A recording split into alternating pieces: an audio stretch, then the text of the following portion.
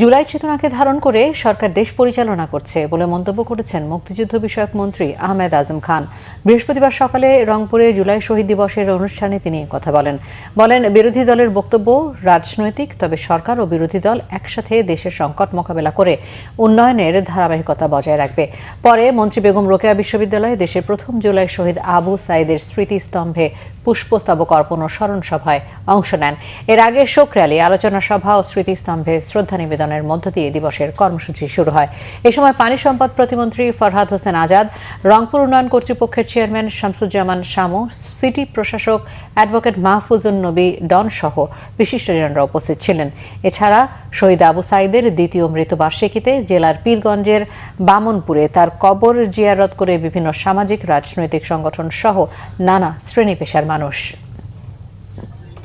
আমরা সরকারি দল বিরোধী দল মিলেই গণতন্ত্রকে যেমনি প্রাতিষ্ঠানিক রূপ দিতে চাই, তেমনি জুলাই সনদকে অক্ষরে অক্ষরে বাস্তবায়ন করতে চাই।